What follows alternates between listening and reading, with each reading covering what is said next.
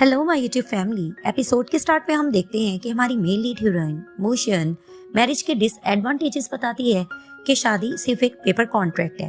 दूसरी तरफ हमारे मेल लीड हीरो यांग ये कहते हैं कि शादी बहुत इंपॉर्टेंट हिस्सा होता है और मोशन ये कहती है कि ज़रूरी नहीं है कि शादी में प्यार हो, और यांग ये कहता है कि प्यार के बगैर शादी का कोई फ़ायदा ही नहीं होता।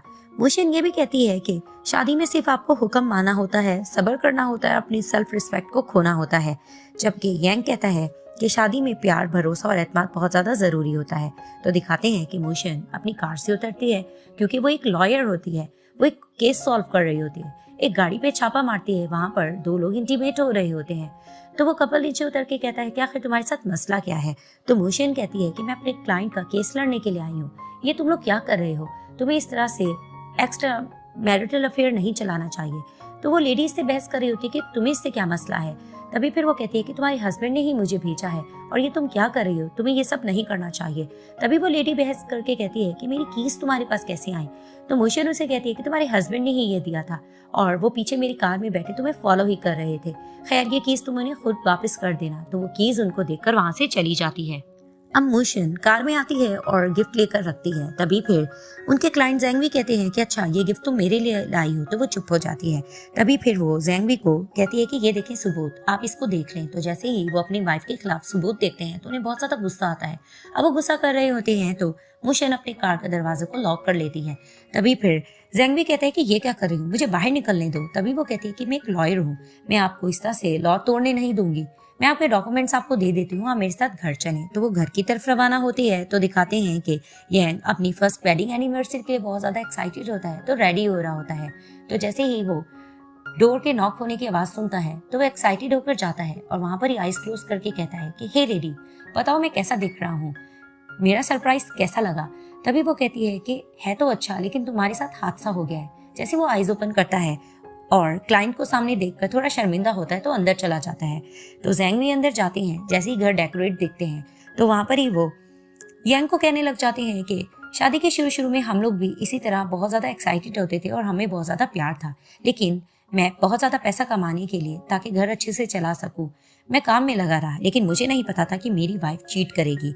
तो वहां पर ही यांग उसको कहता है कि लाइफ में सबसे ज्यादा डेयरिंग होता है डेथ, और उसके अलावा कुछ डेयरिंग नहीं होता, तो आप चिल करें। तो वहां पर ही जैंगवी कहता है कि ये कहना बहुत आसान होता है, अगर तुम्हारी वाइफ ने तुम्हारे साथ चीट किया होता तब मैं तुमसे पूछता।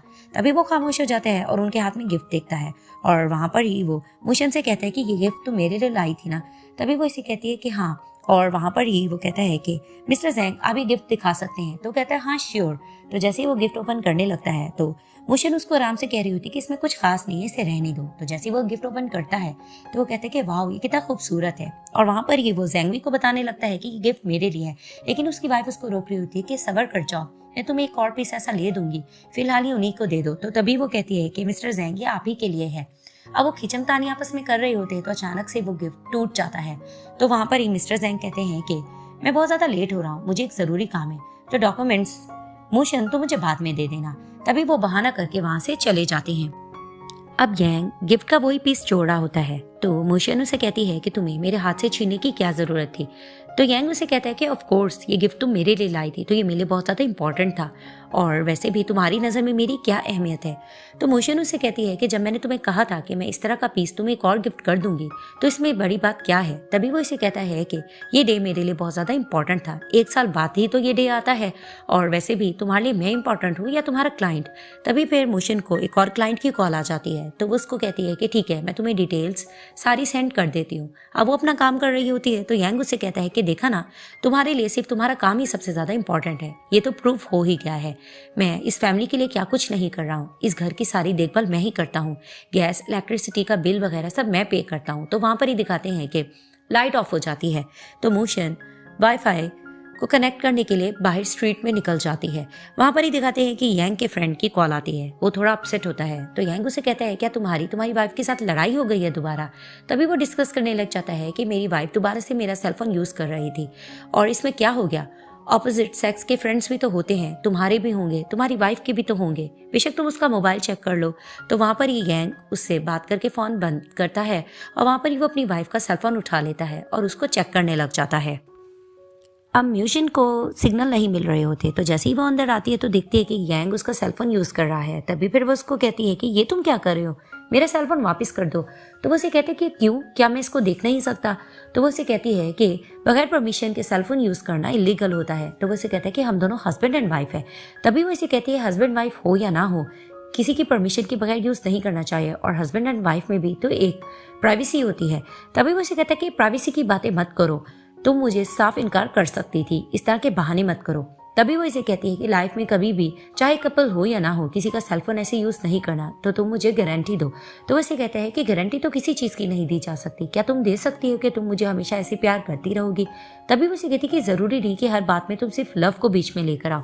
तो वो इसे कहता है कि मैं इसको क्यों ना लेकर आऊँ, सिर्फ आज के दिन के अलावा तुम बताओ, क्या 12 बजे से पहले तुम टाइम पर कभी घर आई भी हो या नहीं। तभी वो इसे कहती है कि मेरा कैरियर इसी ईयर शुरू हुआ है, तो काम मेरे बहुत ज़्यादा ज़रूरी है। तभी फिर उसको कहने लग जाता है कि बस कर दो, तुम्हारे लिए सिर्फ काम ही बहुत ज़्यादा ज़रूरी है, तुम नहीं देख रही कि मैं इस फैमिली के लिए क्या कुछ कर रहा हूँ, तो तुम्हें सिर्फ अपनी पड़ी रहती है। तभी फिर वो उसको कहती है कि मैं सारा दिन काम करती हूँ और तुम काम से फ्री होकर सिर्फ गेम वगैरह खेलते रहते हो, तो इसमें मेरा मसला तो नहीं है ना। तभी इन दोनों की बहस चल जाती है और वहाँ पर ही मुशन उसे कहने लग जाती है कि मैं रोज़ रोज़ की इस तरह की बहस से बहुत ज़्यादा तंग आ चुकी हूँ, अगर तुम मुझसे इतने ज़्यादा तंग आ चुके हो तो तुम मुझे डाइवोर्स क्यों नहीं दे देते। तभी फिर उसको देखकर कहता है कि अच्छा, तो बात इतने तक आ गई है, जिस तरह से तुम मुझे अपना सेलफोन यूज़ नहीं करने दे रही थी, तो मुझे तो साफ ही लग रहा था कि तुम मुझे बहुत पहले से छोड़ना चाह रही थी, तुम्हें तो सिर्फ एक बहाना चाहिए था। तभी वो इसे कहती है कि ये तुम किस तरह की बातें कर रहे हो, तुम सिर्फ बचकाना बातें कर रहे हो, जिससे मैं बहुत ज़्यादा तंग आ गई हूँ। तभी वो गुस्से से वहाँ से उठ के चली जाती है। अब म्यूशन और यांग डाइवोर्स के लिए कोर्ट जाते हैं, तो लेडी इनसे क्वेश्चनिंग करती है कि डोमेस्टिक वायलेंस केस है। ये लोग कहते हैं नहीं। तभी वो कहते हैं कि प्रॉपर्टी को लेकर लड़ाई है, तो दोनों कहते हैं नहीं। तभी वो कहती है कि एक दूसरे पे चीट किया है, तो दोनों कहते हैं नहीं। तभी वो लेडी कहती है ये तो कोई आम सा केस लग रहा है, आप दोनों आपस में सुलह कर सकते हैं। लेकिन म्यूशन कहती है कि नहीं, इसकी कोई गुंजाइश नहीं। तो यांग इसे कहता है कि लगता है तुम्हें डाइवोर्स लेने की कुछ ज़्यादा जल्दी है। तभी वो इसे कहती है कि ऑफकोर्स मेरा आज बहुत ज़्यादा बिजी डे था, लेकिन मैं ऑफ लेकर आई हूँ। तो वो लेडी कहती है म्यूशन से कि ये बहुत ही ज़्यादा इंपॉर्टेंट डिसीजन होता है, तो आपको सोच समझ के फैसला करना चाहिए। तो म्यूशन कहती कि नहीं, इसकी कोई ज़रूरत नहीं है, ब्लाइंड डेट पर हम लोगों की शादी हुई थी, तो इस प्रोसेस को जल्दी ख़त्म करो। तो वहाँ पर ही यांग कहता है कि हाँ, जितना जल्दी हो सके इस प्रोसेस को जल्दी ख़त्म करें। तो लेडी कहती है कि नहीं, इस प्रोसेस में 30 डेज तो लग ही जाते हैं, तो 30 डे का वेट करना पड़ेगा। तो दोनों अग्री कर जाते हैं। अब दोनों घर आकर म्यूचुअल अंडरस्टैंडिंग से एक दूसरे की चीज़ें एक दूसरे को वापस कर रहे होते हैं और उस पर प्राइसेस भी मेंशन कर रहे होते हैं। वहाँ पर इनकी रिंग पे नज़र पड़ती है, तो म्यूशन रिंग लेने लगती है। तो यांग से कहता है कि जब तुम्हें मेरी ज़रूरत नहीं है तो रिंग को क्यों तुम हाथ लगा रही हो। तभी फ्लैशबैक में दिखाया जाता है कि जब इसने इसके लिए डायमंड रिंग पसंद की होती है, तो इसको लेकर जाते हैं और उसे कहते हैं कि रिंग कैसे लगी। तभी वो इसे कहती है कि नहीं, हम दोनों ने बहुत ज़्यादा सेविंग कर रखी है, तो डायमंड रिंग की क्या ज़रूरत है। तभी वो इसे कहता है कि हम दोनों ने ये फैसला किया था कि हम शादी नहीं करेंगे, लेकिन मैं तुम्हें रिंग तो ज़रूर दूंगा, वो भी डायमंड। तभी वो इसे कहती कि चलो ठीक है, मैं इसकी हाफ पेमेंट तुम्हें दे दूंगी। लेकिन यांग इसे कहते कि नहीं, तुम पूरी ज़िंदगी मेरे नाम कर रही हो, तो मैं तुम्हें रिंग तो दे सकता हूँ। तो वहाँ पर ही इसको रिंग पहना देता है। तो फ्लैशबैक से निकलने के बाद ये दोनों चीज़ें इक्वली डिवाइड कर रहे होते हैं। वहाँ पर ही दोनों दोबारा से कुछ चीज़ों को लेकर बहस कर रहे होते हैं। तो अचानक ही वहाँ पर कैट की आवाज़ आती है, तो दोनों कैट की तरफ देखते हैं। तो वहाँ पर ही म्यूशन इसे कहने लग जाती है कि अब और बहस मैं नहीं चाहती, कैट मेरे साथ ही रहेगी। तभी वो इसे कहता है कि नहीं, मैं इसकी कस्टडी ले लूंगा। तो उसे कहती है कि कस्टडी लेने की ज़रूरत नहीं है, बस कैट मेरे साथ है तो मेरे साथ ही रहेगी, मैंने कह दिया। तो वहाँ पर ही वो अपना सामान वगैरह पैक करने लग जाती है। अब डोर नॉक होता है, तो यांग जैसे ही डोर ओपन करता है तो दिखाते हैं कि म्यूशन के बॉस होते हैं। तो वो कहते हैं कि जो इन्फॉर्मेशन तुमने देनी थी वो मुझे दे दो। तो वहाँ पर ही जैसे म्यूशन अपने बॉस को देखती है तो आकर कहती है कि ओ बॉस आप। वहीं वो यांग को कहती है कि ये मेरे एक्स हस्बैंड हैं, और यांग को कहती है कि ये मेरे बॉस गाओजोंग है। तो वहाँ पर ही वो कहती है मैं इन्फॉर्मेशन लेकर आती हूँ। तो वहाँ पर ही यांग बॉस को देखकर कहता है कि जो इन्फॉर्मेशन इसने दी है वो कुछ गलत है, मैं अभी भी इसका हस्बैंड हूँ और हमारी डाइवोर्स लीगल प्रोटेक्शन के थ्रू अभी भी कंटिन्यू है। तो वहाँ पर ही बॉस कहने लग जाते हैं कि म्यूशन ने कभी भी अपनी शादी के बारे में इस तरह से पहले नहीं बताया, तो मुझे इसके बारे में कोई नॉलेज नहीं। तो वहाँ पर ही यांग उसको देखकर थोड़ा जेलस होता है और उसको टॉन्ट वगैरह कर रहा होता है। वहाँ पर ही म्यूशन आकर उसको वही इन्फॉर्मेशन दे देती है। अब ये दोनों आपस में डिस्कस कर रहे होते हैं। तो वहाँ पर ही वो अपना सामान उठाकर म्यूशन बाहर निकल जाती है, तो बॉस भी उसके पीछे चला जाता है। बाहर बारिश हो रही होती है, तो यांग अम्ब्रेला उठा के उनके पीछे जाता है और पीछे पीछे आकर कहता है कि थोड़ा वेट करो। तो जैसे ही म्यूशियन उसको पीछे देखती है तो वो आगे ही बारिश में निकल जाती है। अब दिखाते हैं कि गाओजंग बॉस अपनी कार ओपन कर रहा होता है। इधर से यांग भी अपनी गाड़ी का दरवाज़ा खोल ही रहा होता है। तो दिखाते हैं कि बॉस आकर उसको अम्ब्रेला देते हैं और उसका लगेज उठाने लगते हैं। तो वहाँ पर यांग आकर भी उसका लगेज को उठा लेता है।